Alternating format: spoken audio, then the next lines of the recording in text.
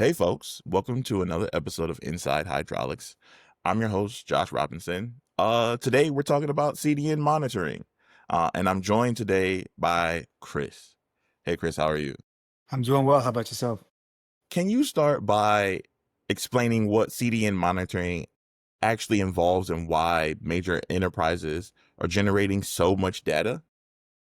Yeah, absolutely. So CDN monitoring kind of involves tracking every request that flows through your content delivery infrastructure. Every video stream that's loaded, every API call that's made, every image that's served, right? And you look to capture detailed information about all of those transactions together, right? That may include things like the requested IP, may include things like geographic location, user agent, et cetera, right? And the reason why it can be so impactful and so large in terms of a data set perspective is like a single user watching a video generates dozens of requests per minute, right? For each video segment that is loading up, each subtitle that is loading up, right? Each ad decisioning or advertising beacon that's happening. You multiply that by millions of concurrent users, especially during like peak events, right? And you're looking at billions of log lines per user per hour, right? And each log line may be 1 to 2 kilobytes worth of data in and of itself. So at modest levels, you're looking at terabytes of scale of volumes on a daily basis. Overall. And so that's really kind of what's driving a lot of it. It's just the sheer magnitude of requests that are happening and the sheer magnitude of the log line sizes multiplied together by the end of the users. Okay. With many companies, they are already like tempted to ignore or even sample their data. Like, what's at stake when organizations choose to make that choice? Yeah, when they choose to sample their data, right, they're missing out on the capability of making decisions when it means the most, right? So if you are going from I'm sampling data to like every hour, every couple of hours, if you are getting like under a DDoS attack, you may not know it for several hours. And at that point, it may be too late, right? You may be impacted. You may have gotten breached, which then has, millions of dollars of impact to your business overall. And so really, it's really both at the forward looking while you're going on. And then in retrospect, if you're only sampling data, it becomes about a security analysis, right? Or a trend analysis, right? You don't have any of that data anymore to be able to like look at patterns, see what's going on. If you were underneath the security vulnerability or security breach, you couldn't go back and research and say like, hey, when was the first bad actor? When did they first start doing stuff on our system? So that we could then look to trace it and identify it over time. And so you want to have all of that data so you can use that to make good business decisions overall, right? Based off of actual data and not just sample size. Well, that's fair. What exactly is a multi-CDN strategy? I know we talk about that often as we unify our platform. Um, and why should major like enterprises, especially in media and streaming, adopt this approach? Yeah, multi-CDN strategy really means distributing your traffic across multiple CDN providers, right? Rather than relying on a single vendor. So you might use Akamai, Cloudflare, Fastly, AWS CloudFront, all simultaneously. And what you're really doing is you're routing content types or geographic regions or different other criteria to the CDN based on performance, cost, reliability, or other sort of considerations in general. And media and streaming companies really used to adopt this approach for several reasons. One, no single CDN performs optimally everywhere, right? As an example, you may have take Cloudflare may perform well in Europe and Akamai performs very well in North America, right? And so you also want to use it to provide redundancy in general, right? If one CDN has an outage, you want to be able to shift your content over to another CDN so that you don't lose that business continuity overall, right? And then third, it also leverages the capability of cost optimization opportunities, right? Like you can go talk and negotiate across multiple CDNs to get the best price to deliver the best content that's out there. And so because each CDN has its own different strengths, one might be better for large videos, one may be better for APIs overall. So you want to kind of take all of those things into consideration when you're looking to build out a comprehensive strategy. And that's why especially media and streaming companies look at multi-CDN across the board. Awesome. What kind of data volumes are we really talking about though? Like when we talk about large scale events, I know we talked recently about like the Super Bowl or anything like that, but what happens to companies that are in a space that can't handle those type of spikes? Like, what is really happening on the back end? Yeah, so let's first start by talking about numbers and concrete examples, right? So if you look at a major streaming platform during weekday operations, they might see 500 million to a billion requests a day, right? That'll generate 2 to 4 terabytes of log data. During a major sporting event like World Cup or Super Bowl, that same platform could the double, right? It could be 5 to 10 billion requests, producing 20 to 40 terabytes in a single day. E-commerce platforms face similar scales as well. A large retailer during Black Friday might produce 100 to 200 million page requests, page views, right? Which then turns around and generates 50 to 100 CDN requests per page view, right? And so that's for images, CSSs, JavaScripts, et cetera, right? And that translates into 5 to 20 billion CDN requests, 10 to 30 terabytes per day.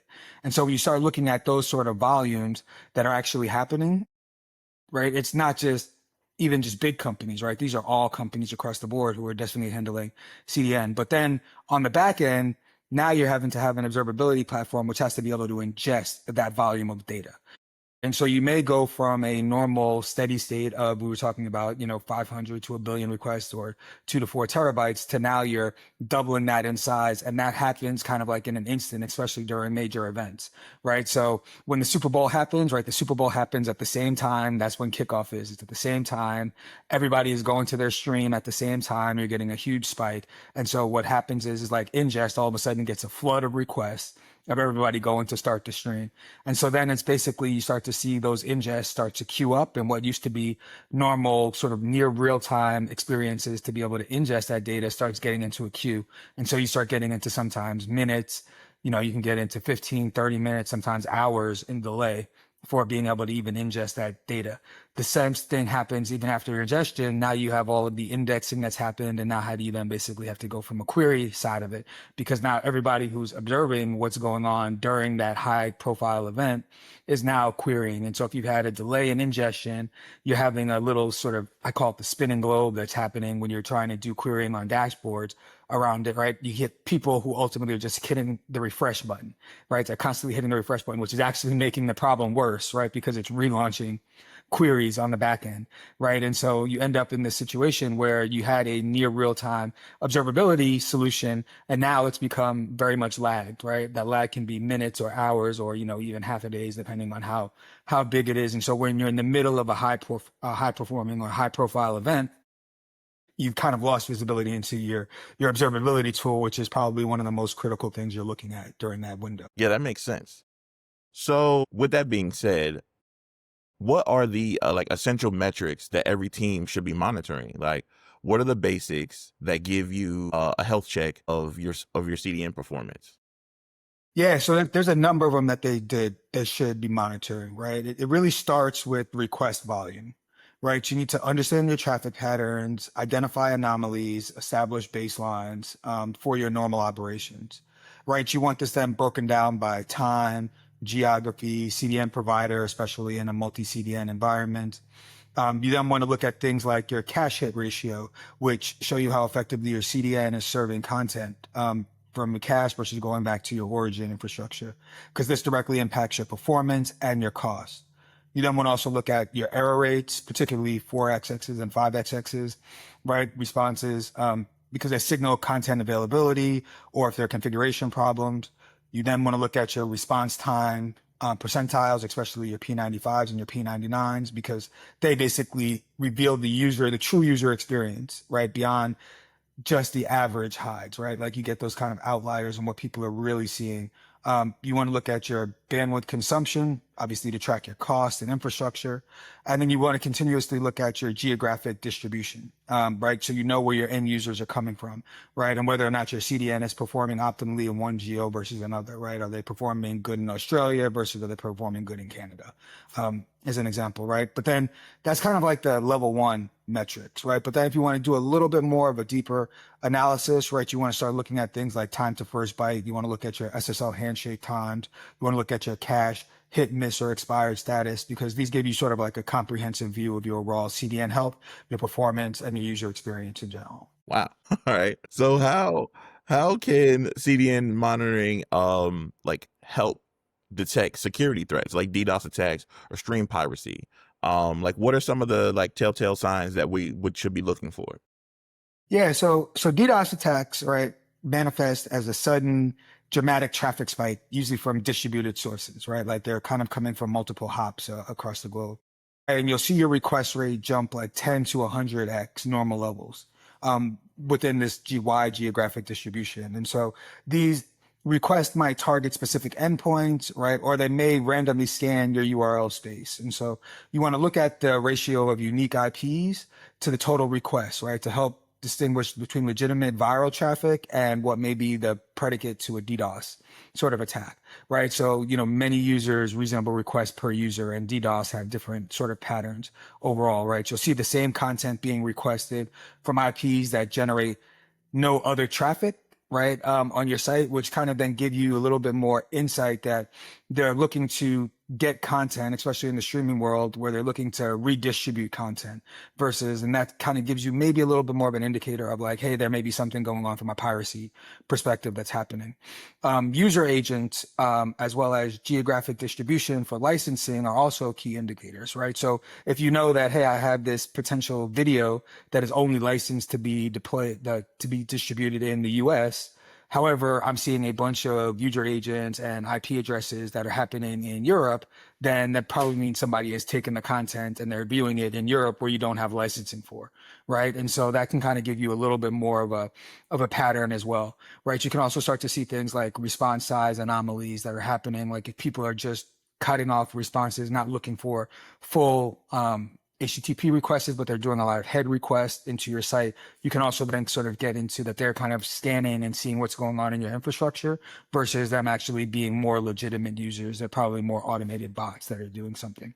And so those are some of the how CDN kind of helps with that because they provide you the logs, right? They're the first line of defense. They're the first ones who get the request around it. And they're providing you that information and that insight before it starts hitting your infrastructure and your origin overall. And so those are kind of like the big signs and things that you can kind of tease out of that data to kind of help make some of those business decisions. That makes a ton of sense. And then also with that, I want to take a look into how that applies into like multi-CDN, like complexity, right?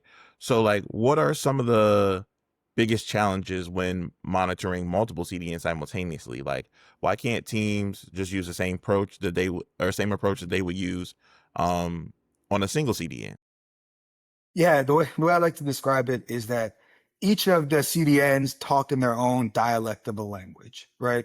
The fundamental challenge is that each CDN provider uses different log formats. They use different field names, data representations. As an example, Akamai may call it request host. Cloudflare calls it host. Fastly may call it rec.http.host, right? And so there isn't any normalized view of, hey, here's sort of like the standard schema that every CDN has to follow, right? You may also run into things where timestamps may be in different formats in different time zones. Status codes and cache states use different things. Akamai may use numbers to determine a cache state, whereas Cloudflare or Fastly may use the actual word, right? Of like, hey, it's a miss or a hit around it. And so you really become into this sort of major challenge of how do you normalize all of that data so that you can make it effective to basically monitor everything, right? And so a lot of times where you'll see this kind of happening is you really want to do it on what we call ingest time, right? And data enrichment in general, right? And so if you're able to kind of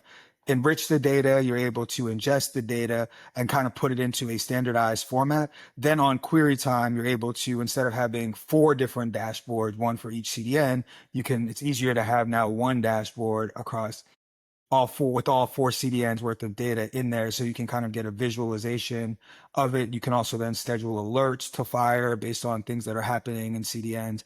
But really the whole premise starts with how do you normalize the data around it? Because that's the biggest challenge. The biggest challenge is that they don't all speak the same language or the same dialect. That's fair. So that leads me to my next question is when we talk about normalizing the data from different CDNs, like what is the problem using join statements to compare data across multiple CDNs and what's a better approach? Yeah. So if you think about traditional SQL join statements across multiple CDNs, right, they generally fail just purely because of the massive scale that's involved, right?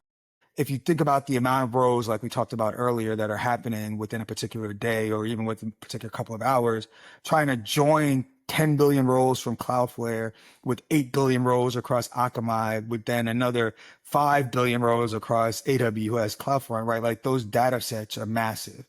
And so what ends up happening with standard SQL joins is most of those SQL engines will either just crash or time out, or you take even hours to actually even process those queries if they're able to, right? And so what you kind of then want to start looking at is like, hey, is there a way to kind of aggregate some of that data together? Right? We call it in a lot of words of like summary tables, right? Like if there is a way for you to look at, especially with non-high cardinality items, right? Being able to aggregate that up a line, something that has like 10 billion worth of line, if you're able to aggregate that into a minute, you're not talking 1,440 log lines, right? Versus tens of billions, right? And that makes it a lot easier to kind of do that sort of querying without having to use those joins, scanning that amount of data overall, right? But gives you a very similar result and being able to make decisions at the level that you need to make decisions at. Now that organizations will have all this data, right? Now we've talked about joins and everything like that. When it comes to high traffic events, how should companies kind of like prepare? Is it to the point where they should almost over prepare, or like how should they prep for this? Yeah, so over provisioning definitely is a part of the answer, but it's not the only answer. For CDN capacity, you definitely should work with your providers to pre-position content in caches globally before the event starts. By cache warming, definitely would ensure the first wave of request hits the cache content rather than coming directly all the way back to your origin infrastructure. Right. You also may then look to do a little bit of pre-over allocation of additional origin capacity. You may have to look at direct connects into some of the CDN pops, so you're not filling up your routers as much, kind of doing that from those high level spikes. From a monitoring perspective, preparation kind of looks like establishing event level baselines and alert thresholds. So for an example, like on a normal day, you may have, hey, a certain alert with the threshold of 10 requests a minute, right? Or 10 requests a second. Cause well, when an event is happening, right, that's going to be 50x that. You don't want that same sort of threshold in place because that alert will just be firing off nonstop. So you need to establish what is your baseline for that alert to happen during that high profile event, and then adjust accordingly. Overall, right? You also want to then figuring out like how do you test in advance. So doing performance-based testing as well as load-based testing is very, very, very critical to be able to help come up with what are some of those new baseline numbers that you want to leverage when you're setting up and tuning things for the event. And what a lot of people often forget, which they definitely need to focus on, is like, what are the run books and the documents that are happening, right? Because when a high profile event is happening, it can definitely be a stressful time period. And so you want to make sure you have your processes, policies, and procedures in place. You've done sort of like tabletop drills, you've done run book, sort of like pre-warmers, so that everybody kind of knows what's happening when and if something goes wrong during that event, they can adjust accordingly. And so those are all the things that are there. So over provisioning is just one small part of it, but you need to have all of those components together to help prepare for it. Okay. So now that they've over provisioned and the event has happened, everything seemed to work as well as it possibly could. Now that they have all this data, right? Let's say a company has 40 plus terabytes of log data. What do they do or what should they do with all this information now? Yeah. I mean, that data is actually probably some of the most valuable data for multiple purposes.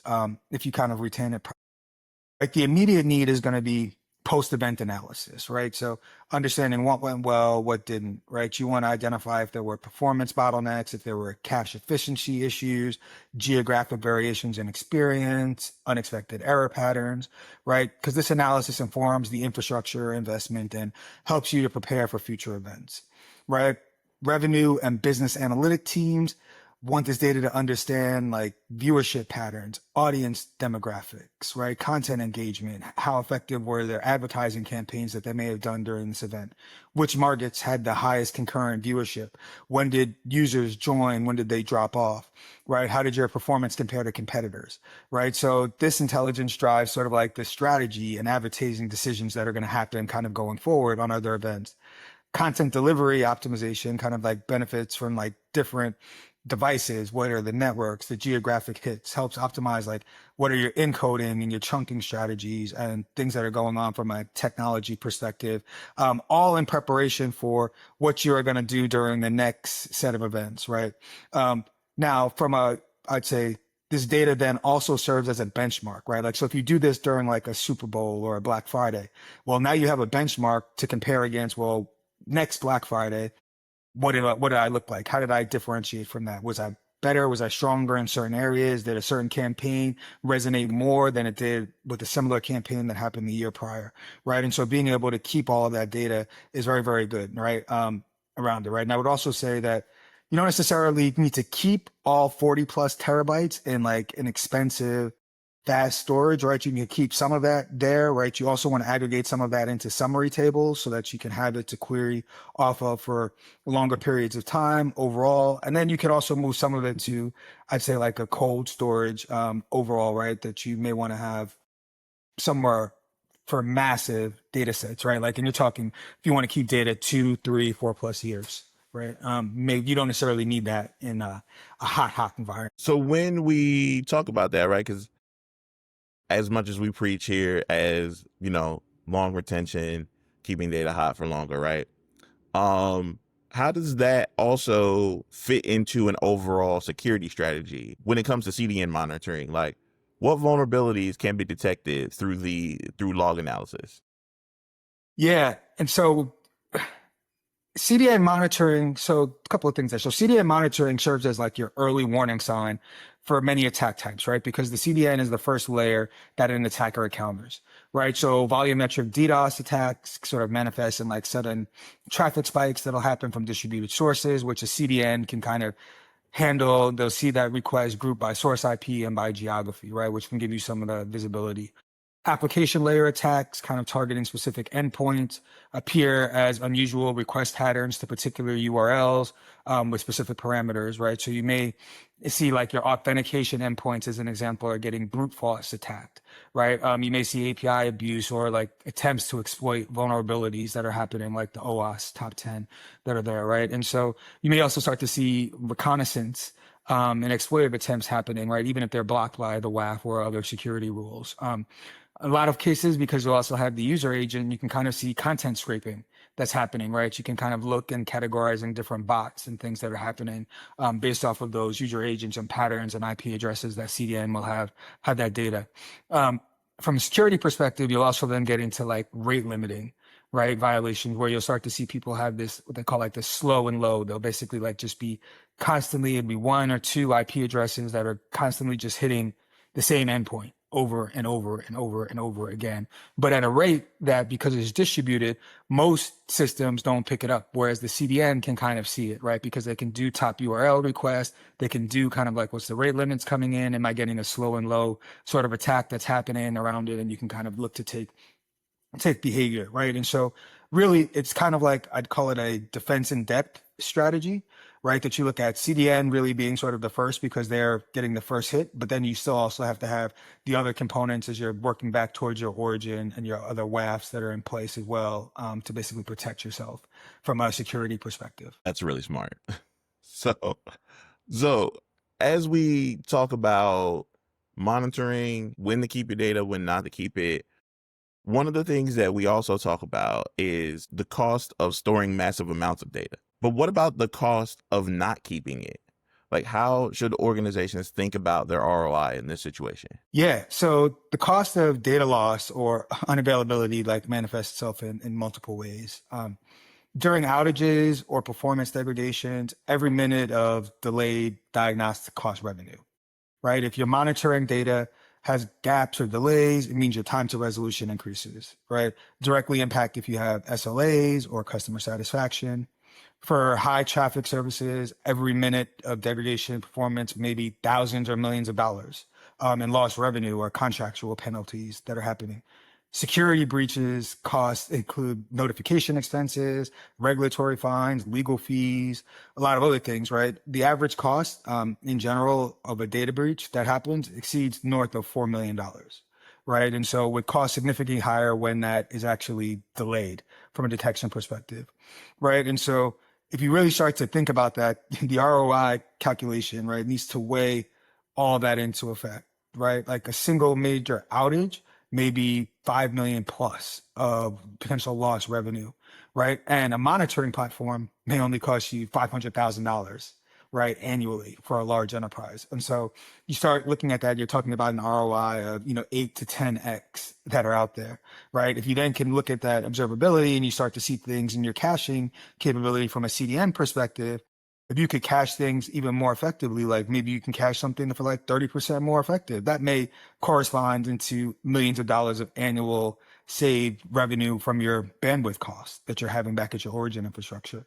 And so really the cost of not keeping this data and what you would spend on an observability tool to do it far outweighs the risk that you have in the business of what happens if you don't have this early preview warning system of things that are kind of going on with inside of your environment. So when you speak about that and teams need to monitor their CDNs, if they're in the market for a new platform, what should teams look for in a platform to ensure that they can remain cost effective while ingesting terabytes of data on the daily? Yeah. So, I mean, if you think about what teams should be looking for, if they're looking at a number of systems, right, you want to be looking at a system that is very well at doing ingesting high amounts of data, right? They are very well at being able to do things from an indexing perspective around it, right? They are used to handling and they can scale up and scale down around it. They do things very well from the querying perspective, and they're not looking to like drop your traffic on the floor, right? Like a lot of, if you look at it across several observability tools, they usually, as they start queuing up, and we talked a little bit about this earlier, but if they start queuing up your ingest capabilities around it, then what happens is like eventually they get to the point where they just have to start dropping your data, right? And you don't want to drop your data because then if you start basically dropping your data overall, going backwards over time or looking at historicals, really that data is very critical for all the reasons we've kind of talked about, right? Everything from an analysis to a post event, right? To a DDoS, to a security breach, to anything, right? You kind of want that data. And so having holes in that data is something you want to kind of steer away from. You also want to look at tools and systems, especially observability platforms that have the capability of adding enrichment to your data as they're ingesting it to transform it, right? They or have the capability to create summary views and summary tables for the reasons that you want to have high performing queries, especially during high events when you have the most focus on your infrastructure, on what's kind of going on, right? And so you want to be able to have a tool and solution set that kind of is broad, encompasses all of that. Awesome. So from a technical perspective, how do you balance the need for real-time alerting with the reality that setting thresholds too high or low can either frustrate users or stress teams out? Yeah. So the fundamental challenge is distinguishing signal from noise at scale, right? When you're processing billions of events, countless metric spikes temporarily without indicating real world problems, right?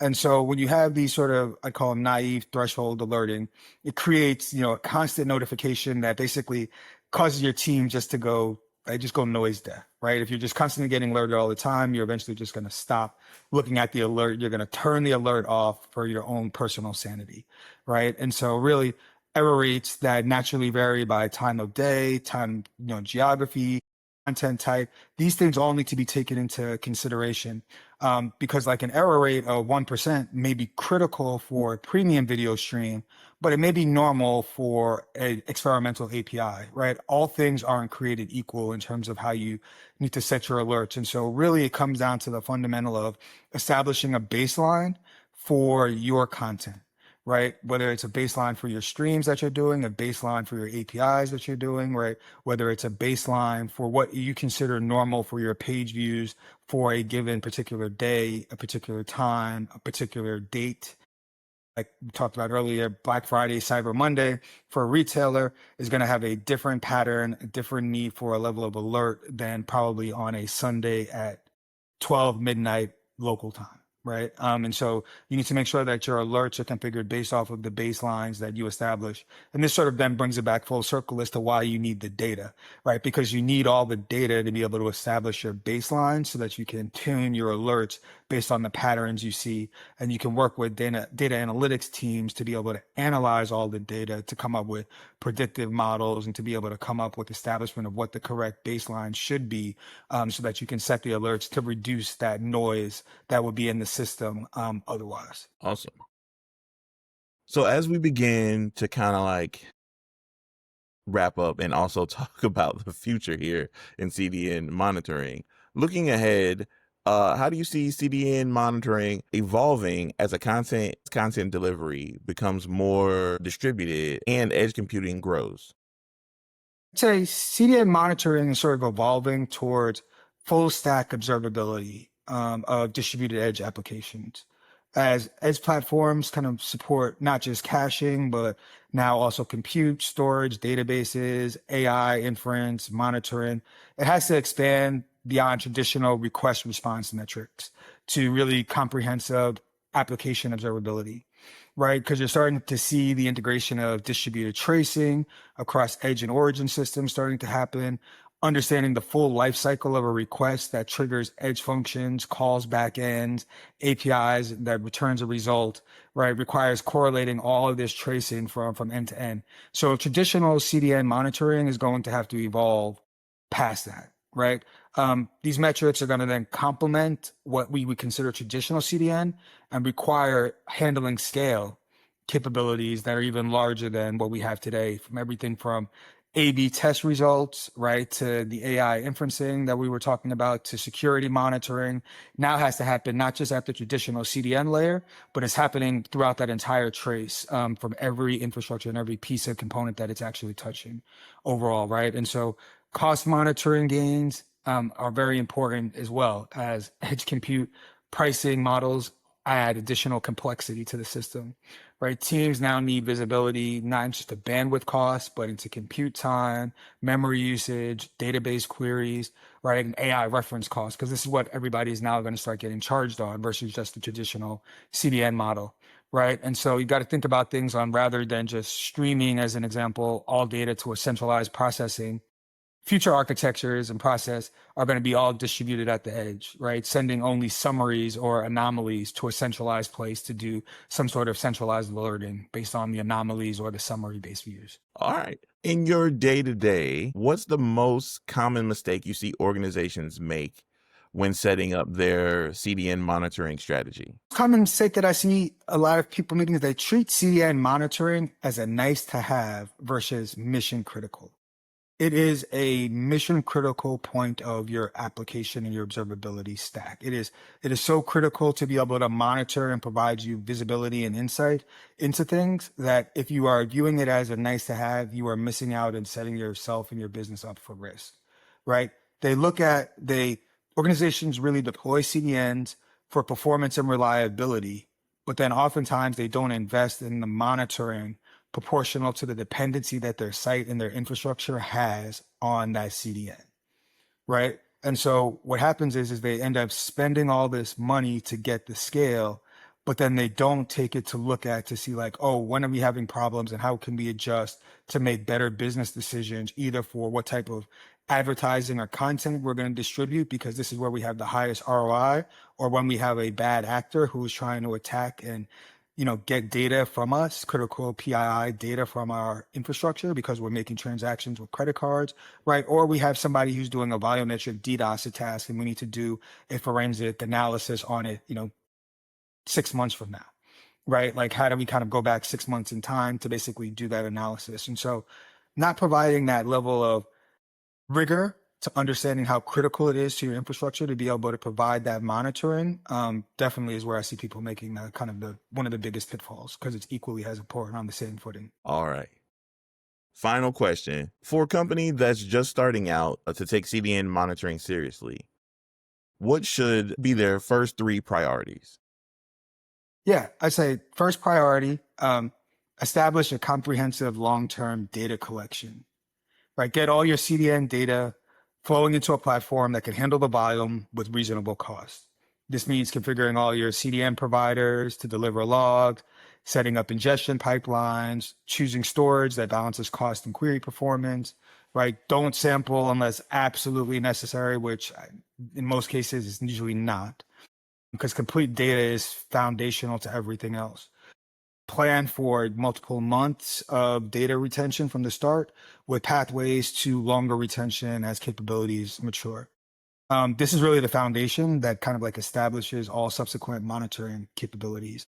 I'd say then as your sort of second priority, normalize and enrich your data for accessibility, right? So if you're using multiple CDNs, standardize their formats into a common schema, add geographic enrichment from IP addresses, parse user agents into structured devices and query pattern and browser information, and add any business context relevant, right? Based off of how you're seeing that data, right? Because this makes the data now be very much more useful beyond the normal day-to-day when you're looking to set up your data monitoring.